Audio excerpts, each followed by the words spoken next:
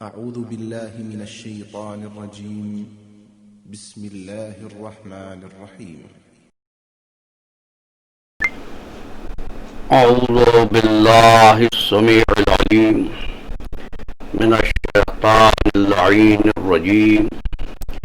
بسم الله الرحمن الرحيم. الحمد لله والصلاة على أهلها. ناظرین گرامی مرتبت السلام علیکم.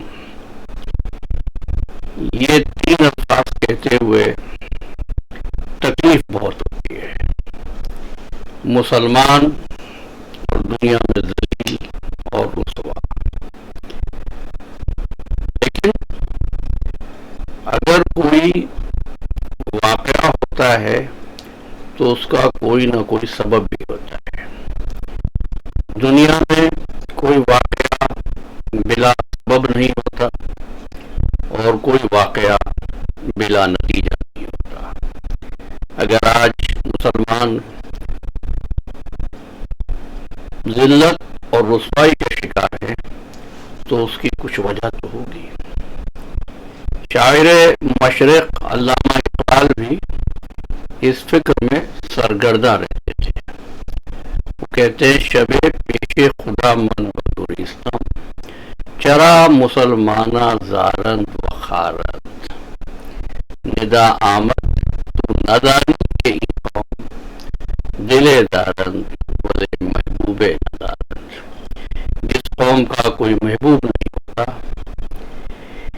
جس قوم کے دل میں کوئی محبوب نہیں رہتا، جس قوم کا کوئی نصب العین نہیں ہوتا، وہ قوم زار و خوار ہی ہوتی ہے. ہم نے گزشتہ نشست میں عرض کیا کہ سرکار مرتبہ کی تعلیمات کو دل کی گہرائی سے قبول کرنے والے بھی ایک بڑی تعداد میں موجود تھے اور منافقت کے ساتھ بھی صفوف اسلامی میں داخل ہو جانے والے لوگ تھے. اور داخل ہونے سے ان کا مقصود یہ تھا کہ وہ چیز جو پہلے اس طرح پہچانی جا رہی ہے کہ یہ اسلام دشمن کہہ رہے ہیں، اسلام کے صفوف میں داخل ہونے کے بعد وہ خیالات اور افکار اس طرح پہنچائے گئے کہ گویا اسلام کا درس یہ ہے. لیکن حقیقت میں سرکار ختمی مرتبت کی تعلیمات اور محنت کو ریورس کرنے کی ایک کوشش تھی جو ان منافقوں نے کی. اور ظاہر ہے کہ مسئلہ یہ نہیں ہے کہ وہ کون تھا، مسئلہ یہ ہے کہ جو بھی تھا اس نے ظلم کیا تھا. اس لیے سرکار ختمی مرتبت کا پیغام یہ تھا کہ حکمرانی کا حق سوائے رب العزت کے اور کسی کو نہیں ہے، اور سوائے نمائندہ وحی کے کسی کو حق نہیں ہے کہ وہ نظام حکومت اسلامی کا سربراہ بن سکے. اور کسی کے پاس یہ جواز نہیں ہے کہ وہ دین اسلام اور قرآن مجید کے فیصلوں کے ہونے کے باوجود اپنی رائے سے کوئی فیصلہ کرے. لیکن کتنے فیصلے کیے گئے آج سے ہم صرف ان کی اجمالی طور پر نشاندہی کرنا چاہتے ہیں. پہلی بات یہ یاد رکھیے کہ اسلام کا اصول اساس یہ تھا کہ اللہ کی وحی کا نمائندہ رسول اپنی مرضی سے نہ کچھ کہتا، نہ کچھ سوچتا، نہ کچھ کرتا. قرآن مجید نے گارنٹی لے لی تھی اور وہ گارنٹی کیا تھی؟ ما ینطق عن الہوا ان ہوا الا وحی یوحی، کہ ہمارا رسول اپنی مرضی سے بات بھی نہیں کرتا، بس وہی گفتگو کرتا ہے جو وحی الہی کی مقصود ہوتی ہے. حتیٰ کہ یہ قرآن مجید کا 48واں سورہ ہے جس کا نام سورہ جاسیہ ہے، اور سورہ جاسیہ کی 18ویں آیت ہے۔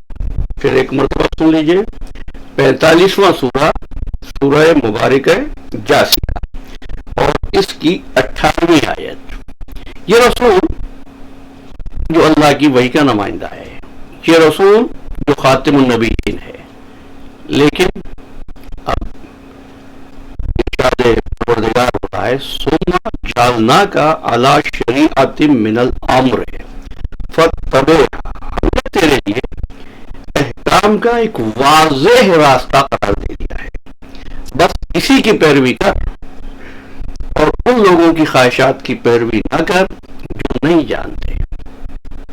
رسول کو بھی یہ اجازت نہیں ہے کہ وہ اللہ کے بتائے ہوئے راستے کے علاوہ کوئی بات اپنی مرضی سے کر سکے یا کہہ سکے۔ آئیے جناب ایک اور آیت دیکھ لیجئے، یہ سورہ مبارکہ یونس ہے، قرآن مجید کا 10واں سورہ اور اس کی 15ویں آیت۔ ارشاد ہوا وَإِذَا تُتْلَىٰ عَلَيْهِمْ آیاتُنَا بَيِّنَاتٍ، جب ان پر ہماری روشن آیات تلاوت کی جاتی ہے، قَالَ الَّذِينَ لَا يَرْجُونَ لِقَاءَنَا، تو وہ لوگ جن کو اللہ سے ملاقات کی آرزو نہیں ہے، تمنا نہیں ہے، یقین نہیں ہے، توقع نہیں ہے، وہ یہ کہتے ہیں، کیا کہتے ہیں؟ ایتے بقرآن غیر ھذا، ہمیں اس قرآن کے علاوہ کوئی دوسرا قرآن دے دیجیے، اور بدل ہو یا اس کو بدل دیجیے۔ کفار یہ کہہ رہے ہیں، حضور کیا فرما رہے ہیں؟ قل ما یکون لی ان ابدلہ من تلقاء نفسی، بھئی دیکھو مجھے یہ اختیار ہی نہیں ہے کہ میں اپنی مرضی سے اپنے خواہش نفس سے اس کو بدل دوں۔